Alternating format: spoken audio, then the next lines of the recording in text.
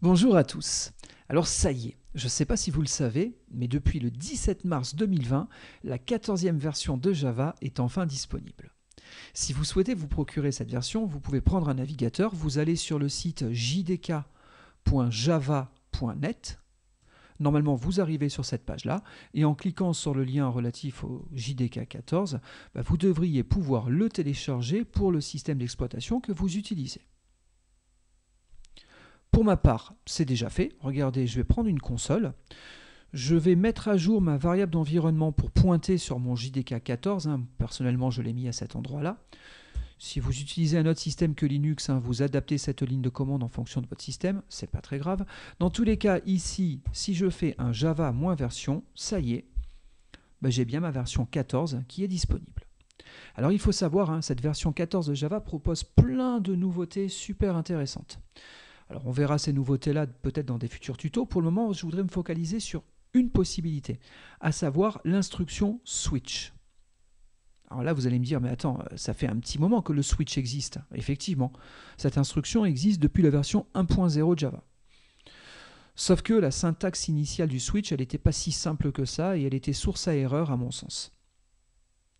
À partir de la version 5 de Java, on avait eu une évolution. On pouvait enfin faire des switches sur autre chose que des entiers ou des caractères, et on pouvait traiter les types énumérés ou les chaînes de caractères. Et avec la version 14 de Java, on a encore tout un lot de nouveautés. Alors en vérité, ces nouveautés fonctionnent déjà depuis la version 13, mais sur la version 13, il fallait ajouter une option sur la ligne de démarrage de votre JVM pour lui autoriser les possibilités en preview.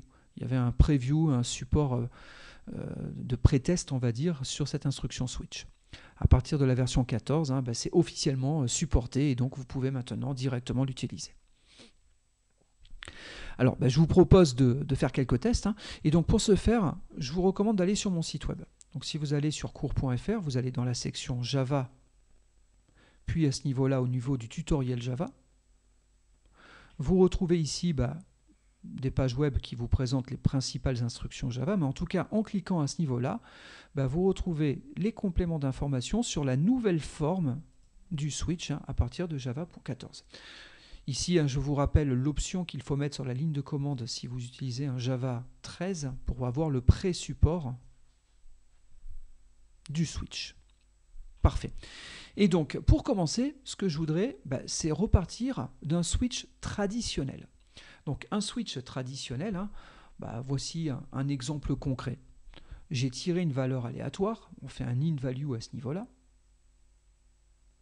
Et puis, vous voyez, je fais un switch. Et en fonction de la valeur, si j'ai le case 0, ici, je ne fais rien. Effectivement, avant, ce qu'on faisait, quand on voulait fournir des intervalles, on était obligé de lister toutes les valeurs. Et puis après, on mettait le code à exécuter si on avait rencontré l'une de ces valeurs-là. N'oubliez pas qu'à défaut de break, quand on est rentré dans un case, s'il n'y a pas de break, on passe au case suivant. C'est ce qui fait que si on rentrait en 0, on allait jusqu'à exécuter ça. Ici, on a le break, donc normalement, ça s'arrêtait. Ensuite, on avait un intervalle ici de 5 à 9. Ça permettait d'afficher des grands chiffres. Et puis, j'avais un default à ce niveau-là. Regardez, ce que j'ai fait, c'est que j'ai déjà créé sur mon desktop un dossier que j'ai appelé démo et j'ai déjà un fichier sample.class, excusez-moi, .java, autant pour moi, qui me permet de tester cet exemple de code-là. Donc on retrouve exactement ce que je viens de vous montrer. À partir de là, on peut faire un javac de sample.java. Normalement, ça génère le point class. Si vous faites un Java sample, vous exécuterez le programme. Donc ici, il semblerait qu'on ait tiré une valeur entre 5 et 9. Ici, j'ai tiré, semblerait-il, une valeur entre 0 et 4. Et puis, si je fais quelques tests, je devrais finir par avoir la valeur 10, qui ne sera plus un chiffre, mais un nombre. Bon, je devrais finir par l'avoir, il faut juste être patient. Bon, là, c'était la démo, c'est l'effet démo, il ne voulait pas me le sortir. Donc ça y est, j'ai tiré la valeur 10. Très bien. Maintenant, quelques rappels sur ce switch traditionnel.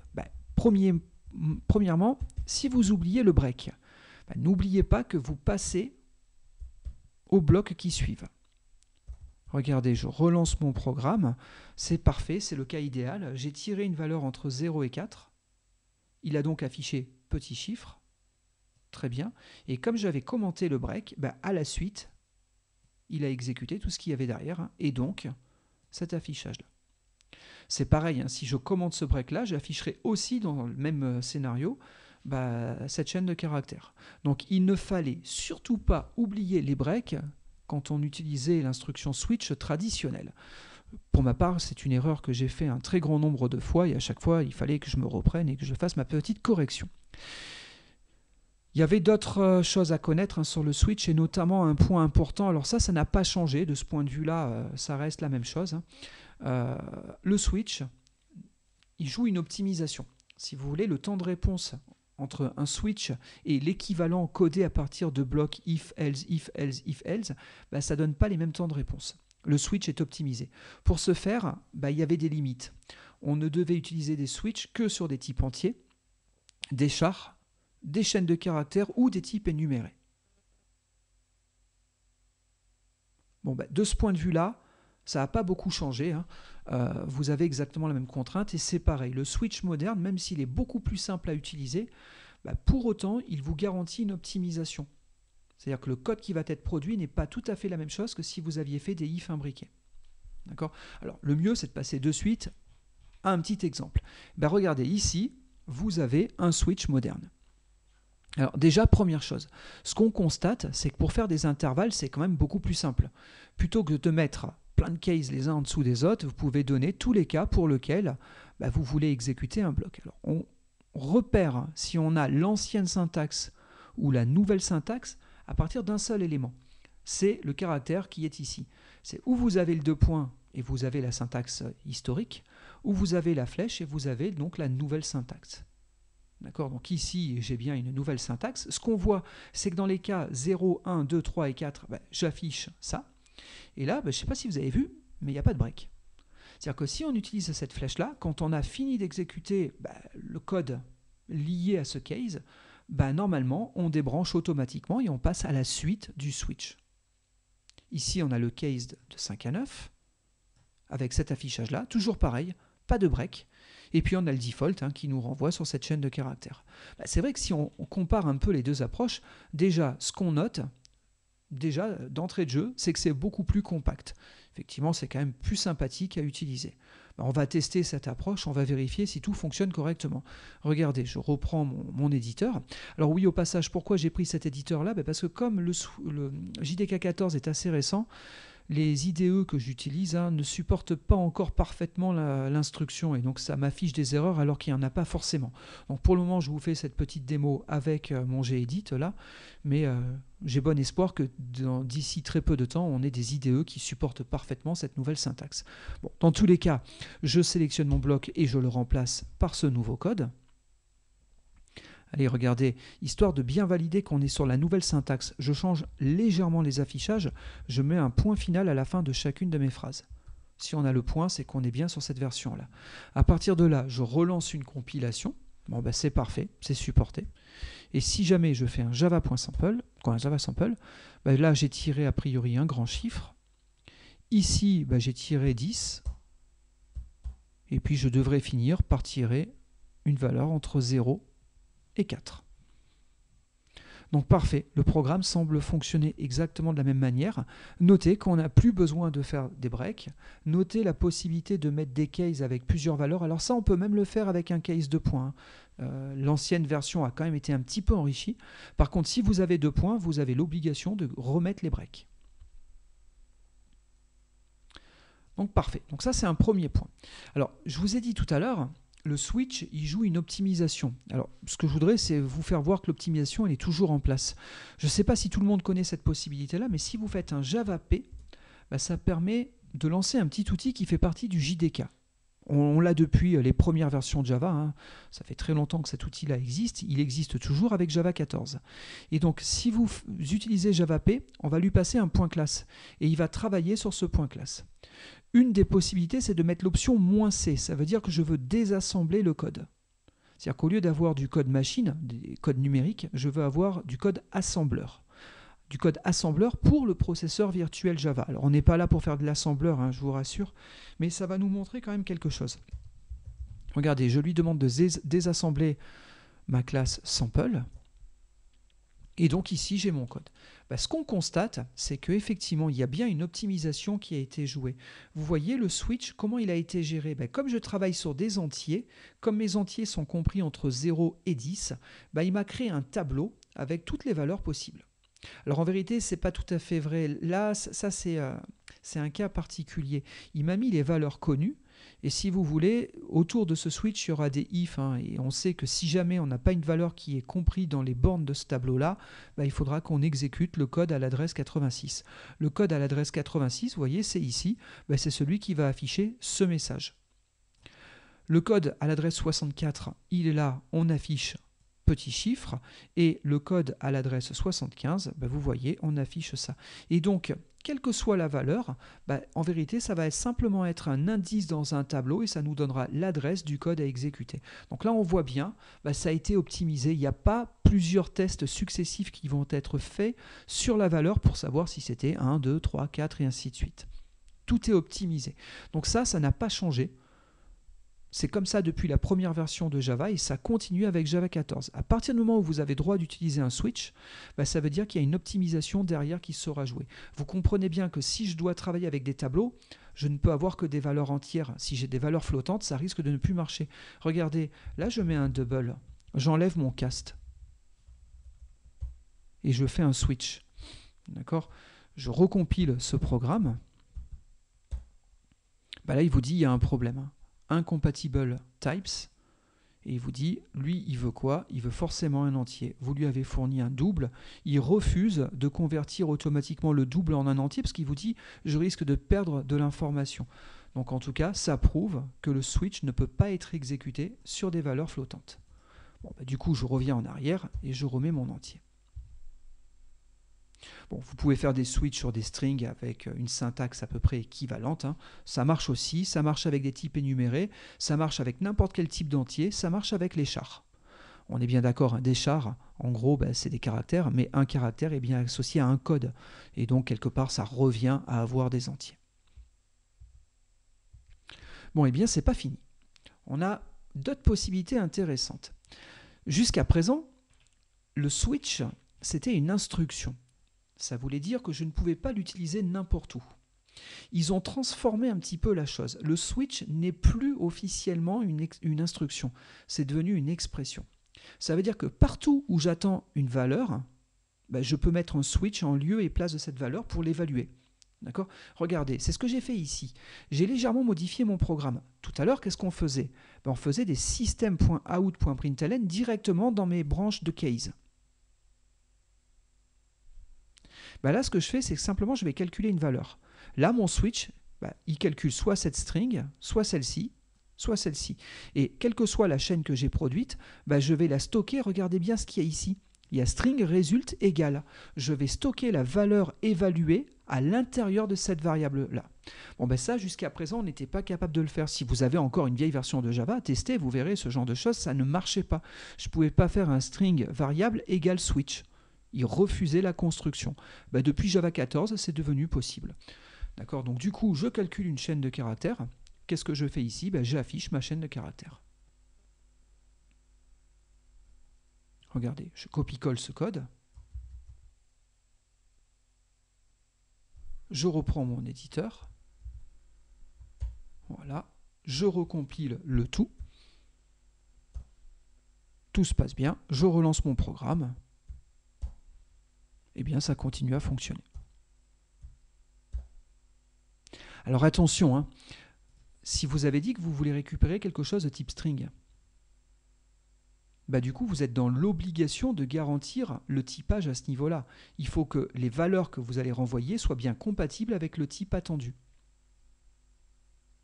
Si ici, au lieu de renvoyer petit chiffre, je renvoie la valeur 0, 0 c'est une constante entière.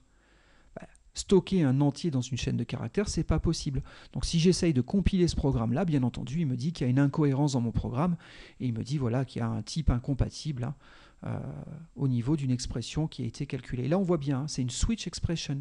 C'est plus de l'instruction switch, c'est utilisé sous forme d'expression. Ce que j'aurais pu faire carrément, regardez, une autre petite variante. J'aurais pu prendre directement l'appel à system.out.println, et si ma variable ne servait que pour un coup pour faire le print, je peux mettre directement le switch à l'intérieur de l'appel à println. Println, lui, ce qu'il voulait, c'était afficher quelque chose quelconque. Hein. Dans tous les cas, ici, on renvoie que des strings, donc je vais invoquer le println pour mes chaînes de caractères. Regardez, je recompile cet exemple-là, je le relance. Encore une fois, ça continue à marcher. Alors attention, parce que là, avec un println, je peux même aller un peu plus loin, mais c'est un cas particulier. Là, si je m'amuse à mettre 0, regardez là, c'est un peu subtil sur ce coup-là. Là, j'ai évalué 0. Est-ce que là, ça compile? Là, il me dit oui. Tout à l'heure, il me disait c'est pas possible, parce qu'il n'était pas capable de stocker 0 dans une variable typée string. Ça, c'était cohérent. Pourquoi là, c'est passé? Là, c'est passé à cause d'un autre aspect. Regardez, si je fais javadoc SE, allez, pourquoi pas la 14 si je la trouve. Impeccable. Comme elle est assez récente, j'avais un doute sur le fait que je puisse y tomber directement dessus, mais c'est parfait, je l'ai. Bon, vous savez que dans les versions modernes de Java, maintenant, on a la notion de module, donc on est dans le module de base. Un module, c'est à peu près la même chose qu'un jar, et ça regroupe un certain nombre de packages. Donc à ce niveau-là, on a java.lang, et on a la classe system qui est ici.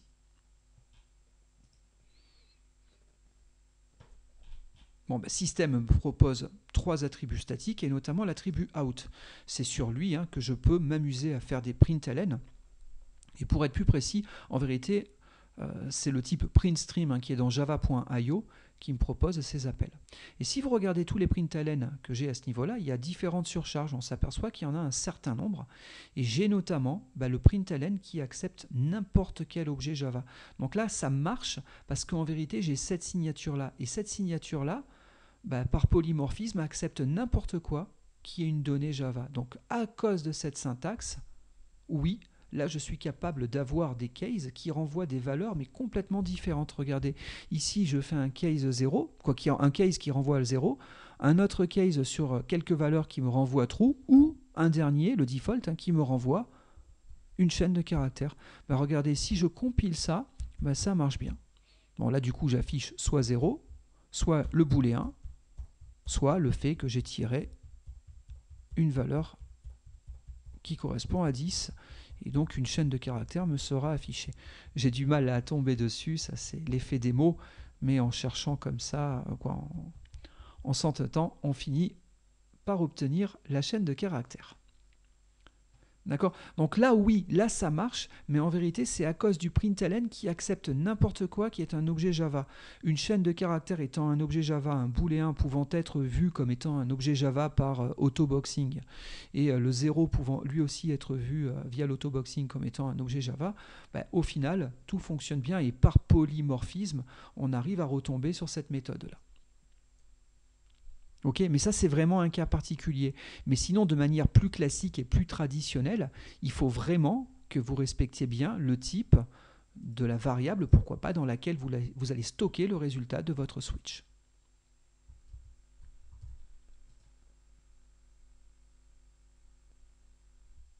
Donc parfait.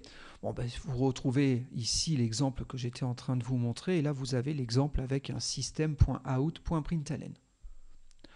Parfait. Et puis, il y a des cas un petit peu plus subtils. Il y a des cas où, pour produire la valeur, que je l'utilise sous forme d'instruction, si vous voulez, ou que je l'utilise sous forme d'une expression, ça revient au même.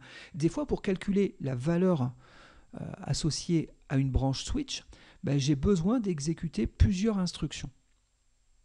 Et dans ce cas-là, si c'est ce que vous cherchez à faire, on va avoir un petit souci quand on va vouloir retourner la valeur de l'instruction, et donc on a dû créer un nouveau mot-clé. Ce nouveau mot-clé, c'est le mot-clé yield. Regardez, je vais directement prendre l'exemple qui est ici et on va le tester. Alors c'est toujours le même scénario, j'ai juste rajouté quelques informations. Regardez. Donc je retrouve bien mes cases de 0, 1, 2, 3 ou 4. J'ai mes cases de 5 à 9, j'ai bien mes flèches ici qui permettent de dire voilà, que je veux la syntaxe moderne. Du coup, j'ai bien ouvert des blocs. Accolade ouvrante, accolade fermante. Pourquoi? Parce que j'ai plusieurs instructions à exécuter. Ici, il s'avère qu'à partir de la valeur que j'ai calculée, j'en calcule sa racine carrée. Et puis, vous voyez, je veux faire une concaténation de cette chaîne de caractères plus sa racine carrée. Si j'ai pris un grand nombre, je veux faire la même chose, mais avec un carré, et non plus une racine carrée. Et donc, je concatène le carré. Et ici, alors vous voyez, même dans Gedit, là, je n'ai pas encore la couleur sur yield, mais yield est devenu un nouveau mot-clé du langage, et ça permet de définir la valeur qui correspond au cas de sortie d'un case particulier. D'accord? Vous aurez besoin de ce yield à partir du moment où vous avez plus qu'une instruction à exécuter, et à partir du moment où vous aurez mis un bloc. C'est un peu comme un return, si vous voulez, au niveau d'une fonction, mais là, on ne sort pas d'une fonction, on sort juste du switch. Et ça donne la valeur à stocker dans la variable qui reçoit mon switch sous forme d'expression. Regardez, je sauvegarde mon fichier, je relance le compilateur, je cherche à jouer mon exemple, et donc là, il semblerait que j'ai tiré une valeur entre 4, donc entre 5 et 9. Comme j'ai 64, c'est clair, hein, j'ai tiré 8. Mon carré, c'était 8 au carré. Et donc, j'ai affiché mon résultat. Ici, vous voyez, il semblerait que j'ai encore un grand chiffre. J'avais 6. Là, par contre, j'ai un petit chiffre et donc j'ai affiché une racine carrée. Parfait. Toujours pareil, en s'entêtant un peu, on finit par tomber sur un cas où on a tiré la valeur 10. Et ce que vous montre aussi cet exemple, c'est qu'on peut combiner les syntaxes. C'est-à-dire que là, j'ai bien l'utilisation d'un yield parce que j'avais besoin d'avoir plusieurs instructions au niveau de mon case. Il fallait donc définir la valeur A affectée en sortie du switch. Par contre ici, vous avez vu, j'ai qu'une seule valeur. Je n'ai pas fait de traitement compliqué, hein, j'ai juste une valeur de type chaîne de caractères, c'est ma valeur. Donc je n'ai pas mis d'accolade ouvrante, d'accolade fermante, donc je n'ai pas besoin du yield. Si vous voulez, il est implicite dans ce cas particulier. Bon, voilà. Un petit peu ces nouvelles syntaxes qui vous sont proposées. Vous retrouverez ici tous les exemples de code que je vous ai proposés. Je vous propose aussi ici un petit travaux pratique. Si ça vous intéresse de tester la chose, vous pouvez essayer d'exécuter le travaux pratique. Vous avez la correction qui suit. Voilà, j'espère que cette nouveauté du Java SE14 vous a plu. Si vous avez la chance de déjà utiliser la version 14, n'hésitez surtout plus à utiliser ce nouveau switch. Si par contre vous êtes encore sur des projets un petit peu anciens, voilà, notez que ça existe. Et puis dès lors que vous migrerez sur la version 14, vous pourrez tirer profit de cette nouveauté. Je vous remercie de votre attention. J'espère que ce tuto vous a plu. Si c'est le cas, n'hésitez pas à me mettre un j'aime et à le repartager. Ça m'aide beaucoup. Et puis, je vous dis à très vite pour le prochain tuto. Bye!